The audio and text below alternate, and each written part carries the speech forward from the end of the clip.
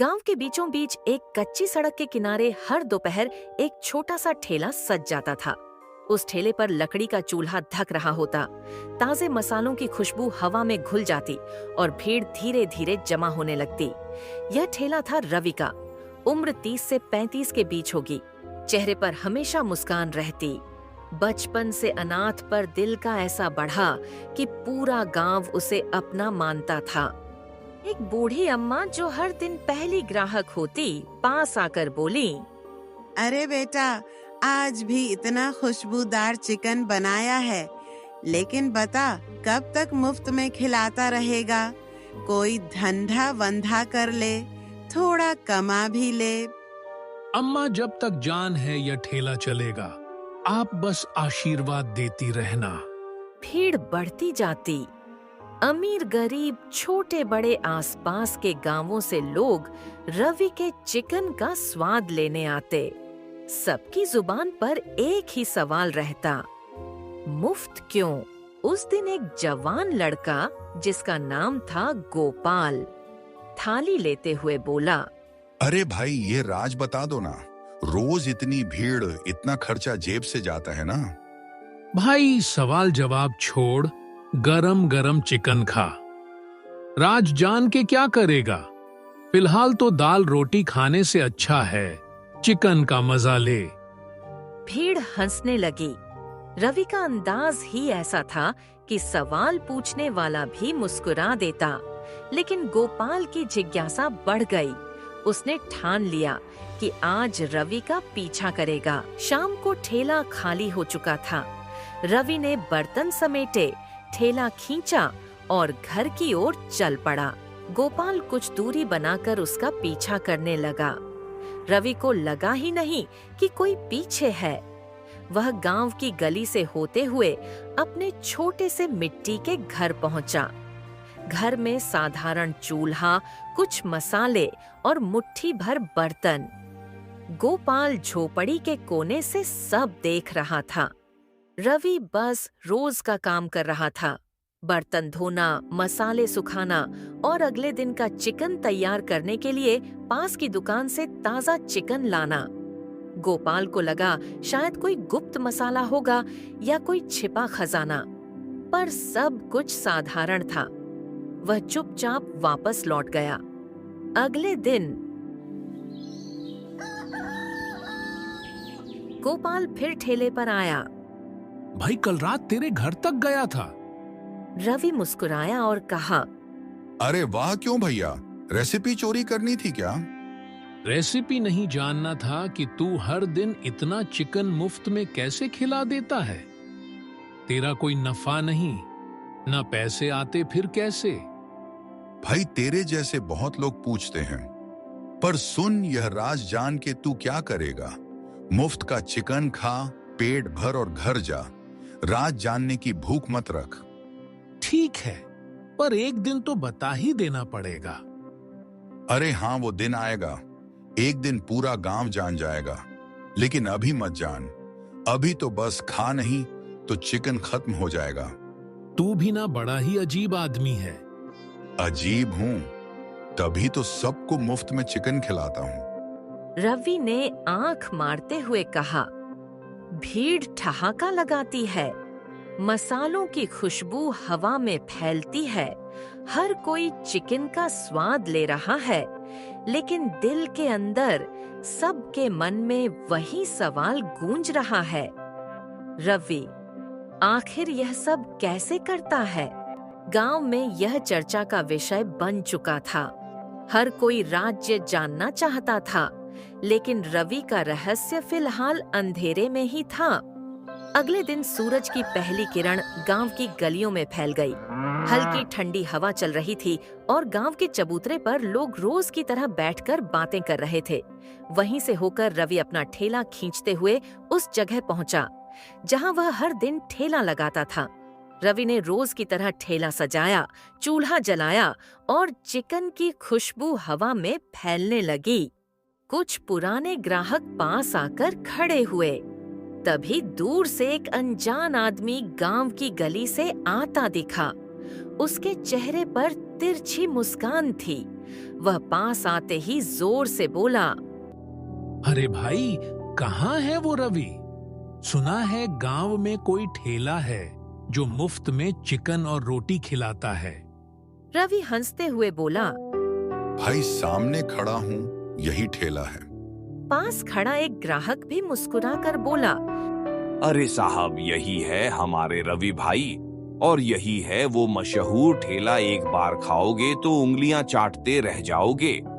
वह आदमी ठेले को घूरता हुआ बोला, अच्छा, मतलब तुम ही हो वो रवि?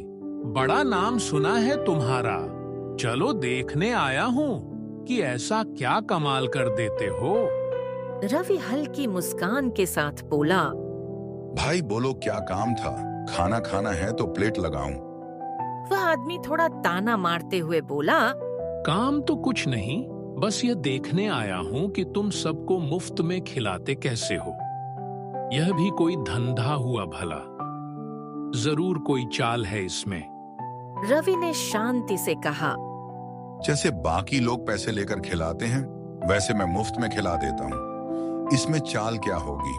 वह आदमी अचानक आवाज ऊंची कर बोला, मुफ्त का खाना यह सबको बेवकूफ बनाने का तरीका है।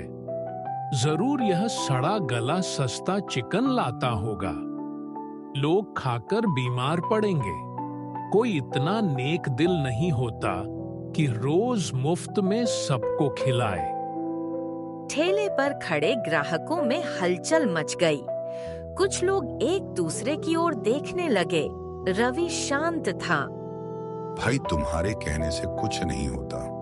मेरे ग्राहक जानते हैं कि मैं कैसे बनाता हूँ। आज तक किसी को एक खरोच तक नहीं आई। वह आदमी हंसकर बोला, आज तक नहीं पड़ी, पर कल पड़ सकती है। देख लेना, गांव वाले समझदार हो जाएंगे, मुफ्त का लालच छोड़ देंगे। यह कहकर वह आदमी तिरछी नजर डालता हुआ चला गया। ठेले पर सन्नाटा छा गया। शाम तक यह खबर पूरे गांव में फैल गई। रवि, हाँ भाई, कोई मुफ्त में इतना बढ़िया खाना नहीं खिला सकता। आज तो सब खुलासा हो ही जाएगा। उधर रवि चुपचाप अपने ठेले पर खड़ा था। ठेले पर चिकन बन चुका था, लेकिन ग्राहकों की भीड़ गायब थी। आज सुबह से कोई भी उसकी तरफ नहीं आया। वह मन ही मन बोला, ठीक है, अब वक्त आ गया है कि सच सबके सामने रख दूं, चाहे लोग कुछ भी सोचें। शाम को गांव का चौपाल खचाखच भरा हुआ था। बच्चे, बूढ़े और औरतें सब जमा थे। गांव का मुखिया सबसे आगे बैठा था। उसके चेहरे पर मुस्कान थी, लेकिन आंखों में गहराई का दर्द भी झलक रहा था। भाइयों और बहनों, आज मैं अपना राज बताने आया हूँ, लेकिन पहले एक बात साफ कर दूं। अगर मैंने सच बता दिया तो कल से मैं यहाँ मुफ्त में चिकन नहीं बांट पाऊंगा। सोच लो, राज चाहिए या मुफ्त का खाना? भीड़ में खुसफुसाहट हुई। तभी एक युवक आगे बढ़ा। राज बताओ रवि, सच क्या है? हम सब जानना चाहते हैं। ठीक है तो सुनो, यह कहानी आज से कई साल पहले की है। मैं पहले एक दूसरे गांव में चिकन बेचता था। वहां एक बहुत अमीर आदमी रहता था। उसका दिल बड़ा था। वो रोज मुझसे सारा चिकन खरीदता और गांव के अनाथ बच्चों, बूढ़ों और गरीबों को खिलाता। मैं रोज उससे अच्छे पैसे लेता और सोचता कि यह आदमी सचमुच फरिश्ता है। एक दिन अचानक वह आदमी बहुत बीमार पड़ गया। मुझे बुलावा आया। मैं भागा भागा उसके घर गया। उसने मेरा हाथ पकड़ा और कहा, रवि, अब मेरे पास ज्यादा वक्त नहीं है। ये मेरी सारी दौलत, जमीन, जायदाद और गहने ले लो। वादा करो कि जब तक यह सब खत्म ना हो, तुम भूखों को मुफ्त में खाना खिलाते रहोगे। मैं रो पड़ा। उसने फिर कहा, मेरी आखिरी ख्वाहिश है कि मेरे बाद कोई भूखा ना सोए। इतना कहकर उसने अपनी आखिरी सांस ली। उस दिन से मैंने ठान लिया कि इस दौलत का एक एक पैसा दूसरों को खिलाने में लगाऊंगा। यही वजह है कि मैं यहाँ मुफ्त में चिकन बांटता हूँ। चौपाल पर सन्नाटा छा गया। सभी गांव वाले एक दूसरे की ओर देखने लगे। किसी के पास कुछ कहने को नहीं था। उनकी आंखों में शर्म और पछतावा झलक रहा था। रवि बेटा, हमें माफ कर दो। हमने तेरे नेक काम पर शक करके बड़ा पाप किया। तू गांव का बेटा है, हमें गर्व होना चाहिए था, लेकिन हमने तुझे दुख दिया। मैंने किसी से शिकायत नहीं की, पर अब मैं यहाँ रुकूंगा नहीं। जिस आदमी ने मुझे यह दौलत दी, उसने कहा था कि मैं इसे दूसरों को खुश करने में लगाऊं। जब यहाँ लोग मेरी मंशा नहीं समझ पाए, तो मुझे अगले गांव जाना होगा। शायद वहां कोई भूखा होगा जिसे मेरा ठेला चाहिए।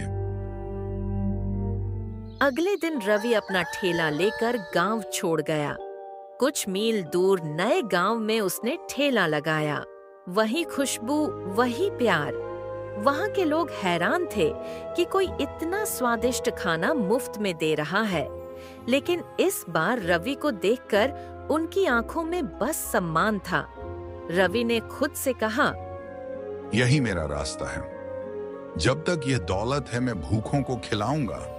शायद किसी दिन लोग समझेंगे कि असली दौलत पैसों की नहीं, इंसानियत की होती है। और उस दिन से रवि की कहानी गांव-गांव गूंजने लगी।